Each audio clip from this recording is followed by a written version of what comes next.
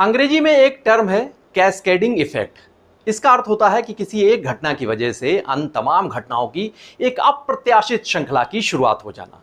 दरअसल इसका जिक्र इसलिए क्योंकि सुप्रीम कोर्ट ने बीते दिनों एससी एसटी कोटे के भीतर कोटा देने पर अपना फैसला सुनाया, तो इसकी वजह से यूपी में भी ओबीसी यानी अन्य पिछड़ा वर्ग में भी इसे लागू किए जाने की मांग तेज हो गई है। नमस्कार, मैं हूं ज्ञानेंद्र।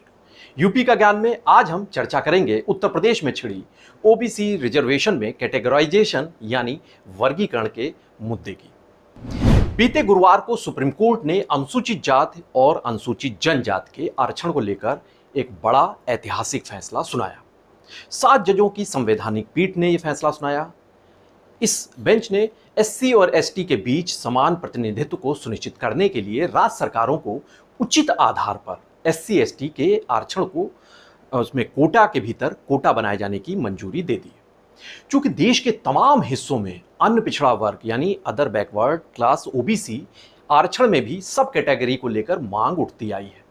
शीर्ष अदालत के इस फैसले ने अब ओबीसी आरक्षण के इसी बंटवारे की राह भी खोल दी है। बिहार से लेकर राजस्थान, महाराष्ट्र सहित कई राज्यों में ओबीसी आरक्षण में कोटा के भीतर सब कोटा बनाए जाने की मांग लंबे समय से उठती रही है।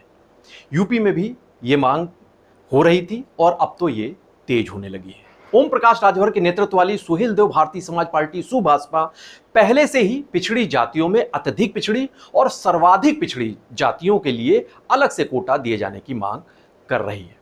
सुप्रीम कोर्ट के ताजा फैसले के बाद पार्टी की ओर से प्रतिक्रिया आई है।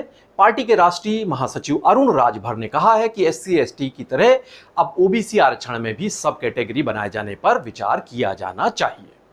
राजभर ने यह भी कहा कि उनकी पार्टी अपनी स्थापना के समय से ही इसकी लड़ाई लड़ रही है। सामाजिक न्याय समिति की जो रिपोर्ट है, राघवेंद्र सिंह की जो रिपोर्ट है 2018 की, उस पर योगी सरकार को अमल करना चाहिए, तत्काल लागू किया जाना चाहिए, जिससे अति पिछड़ों और अति दलितों को न्याय मिल सके, इनकी भी सभी क्षेत्रों में भागीदारी सुनिश्चित हो सके। ये सुभाषपा की तरफ से कहा गया। निषाद पार्टी के राष्ट्रीय अध्यक्ष और कैबिनेट मंत्री डॉक्टर संजय कुमार निषाद ने भी सुप्रीम कोर्ट के फैसले का स्वागत करते हुए कहा कि बीजेपी, निषाद पार्टी, प्रधानमंत्री, मुख्यमंत्री योगी आदित्यनाथ की सोच है कि समाज के पिछले और निचले पायदान पर जो गरीब तबका है उसे लाभ मिले। बहुत पहले से ही हम इस बात के समर्थक हैं कि एससी, एसटी और ओबीसी में आरक्षण का लाभ पा चुके समृद्ध लोगों को आरक्षण छोड़ना चाहिए, जिससे दूसरे वंचित लोगों को इसका लाभ मिल सके, ये संजय निषाद ने कहा। पीडीए यानी पिछड़ा दलित अल्पसंख्यक के फार्मूले पर सियासी कदम आगे बढ़ा रही समाजवादी पार्टी ने अब अपनी पुरानी मांग, जिसकी जितनी आबादी उसकी उतनी हिस्सेदारी, को फिर से उठा दिया है। पार्टी के पिछड़ा वर्ग प्रकोष्ठ के अध्यक्ष पूर्व एमएलसी राजपाल कश्यप कहते हैं कि हमारी पार्टी तो ये मांग पहले से ही कर रही है कि आरक्षित श्रेणी ही नहीं, सभी वर्ग को जातीय जनगणना उनकी कराई जाए, उनकी बिरादरी के अनुपात में उन्हें आरक्षण दिया जाए, जिसकी जितनी भागीदारी उसकी उतनी हिस्सेदारी। ये वो बात जोड़ते हैं। वो कहते हैं कि तभी वंचितों को उनका अधिकार मिल सकेगा। योगी सरकार में पिछड़ा वर्ग कल्याण राज्य मंत्री स्वतंत्र प्रभार और बीजेपी के ओबीसी मोर्चा के प्रदेश अध्यक्ष हैं नरेंद्र कश्यप। उन्होंने इस मुद्दे पर अपनी टिप्पणी की। उन्होंने कहा कि वर्षों से ही सामाजिक संगठन ओबीसी में अति पिछड़ों को उनके आरक्षण का अधिकार दिए जाने की मांग उठा रहे थे। ये मांग लगातार हो रही थी। अब भी ओबीसी में करीब 35% लोगों को आरक्षण का अधिकार नहीं मिल सका है। अब ये सही समय है सुप्रीम कोर्ट के एससी एसटी के बाबत फैसले के बाद कि ओबीसी वर्ग में भी कोटे में कोटा का प्रावधान किया जाए, ये निर्णय लिया जाए। इससे वंचित वर्ग को बड़ी राहत मिलेगी। कश्यप ये भी कहते हैं कि हमारी यूपी की सरकार और केंद्र सरकार साथ मिलकर इस मामले में, इस मुद्दे पर शीघ्र ही अपनी नीति बनाएगी। ओबीसी आयोग के पूर्व सदस्य हीरा ठाकुर वो भी कहते हैं कि ओबीसी में भी एक वर्ग अति पिछड़ा है। कुछ बलवान लोगों ने उन्हें आरक्षण का लाभ मिला है अभी तक। अब इसके लिए समय आ गया है कि आरक्षण देते समय उपवर्गीकरण किया जाए। यह निर्णय स्वागत योग्य है। इसकी मांग कई साल से उठ रही है।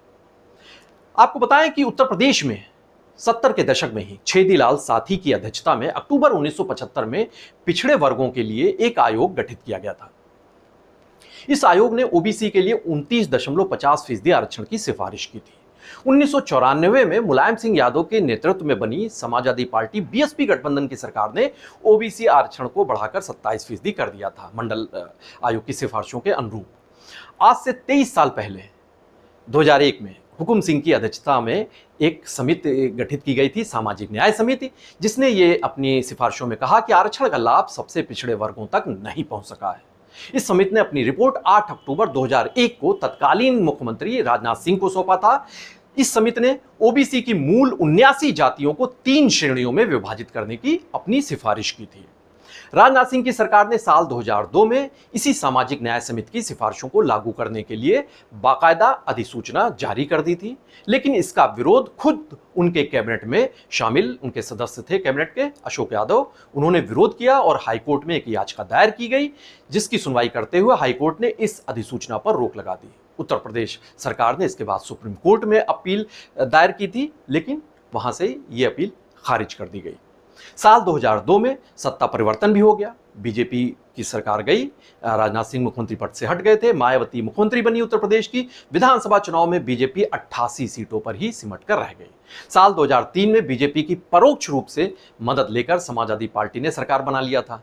तत्कालीन मुख्यमंत्री मुलायम सिंह यादव ने ओबीसी के बंटवारे की मांग को बेअसर करने के लिए 17 अति पिछड़ी जातियों को अनुसूचित जाति में शामिल करने का एक बड़ा दांव चल दिया था।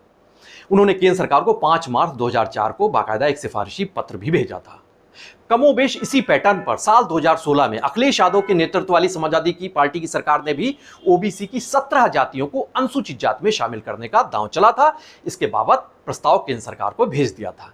ये सभी कोशिशें लेकिन कारगर नहीं रही, निष्प्रभावी रही। हालांकि इनकी वजह से हुकुम सिंह समिति की जो सिफारिशें थी वो तो फाइलों में ही कहीं गुम हो गई। साल 2017 में यूपी की सत्ता में जब योगी सरकार आई तो पिछड़े वर्गों को मिल रहे आरक्षण की स्थिति को पता लगाने के लिए सेवानिवृत्त जज राघवेंद्र कुमार की अध्यक्षता में एक सामाजिक न्याय समिति उन्होंने गठित की थी। इस समिति ने पिछड़ों को 79 उपजातियों में वर्गीकरण करके यूपी सरकार को 2019 में अपनी रिपोर्ट सौंपी थी। और जो ये रिपोर्ट थी समिति की, राघवेंद्र कुमार की समिति की रिपोर्ट, इसमें 27% जो ओबीसी का आरक्षण है इसे 3 समान हिस्सों में बांटने की बात कही गई। इसके तहत पिछड़ा, अति पिछड़ा और सर्वाधिक पिछड़ा वर्ग बनाए जाने की सिफारिश की गई। हालांकि साल 2019 के आम चुनाव आने वाले थे उस वक्त, उसके मद्देनजर जो समीकरण थे सियासी और चुनावी, उसके चलते इन जो सिफारिशें थी इन्हें अमल में नहीं लाया जा सका। बहरहाल अब फिर से बहस तेज होने लगी है कि ओबीसी वर्ग के आरक्षण की सुविधा पर कुछ विशेष वर्गों का ही प्रभुत्व बना हुआ है। आरक्षण के लाभ को सर्वाधिक पिछड़ी जातियों तक पहुंचाने के लिए कदम उठाए जाएं, ये मांग तेज होने लगी है। जाहिर है आरक्षण में बंटवारे के फार्मूले के जरिए नए जाति समीकरणों की जमीन भी तैयार होगी आने वाले दिनों में। फिलहाल सभी सियासी दल इन समीकरणों से होने वाले संभावित नफा नुकसान को परख रहे हैं, आंक रहे हैं, जिसके बाद ही ये सारे दल अपना अगला दांव तय करेंगे। उत्तर प्रदेश की तमाम बड़ी और अहम खबरों के लिए आप बने रहिए पीटीसी न्यूज़ उत्तर प्रदेश के साथ। नमस्कार।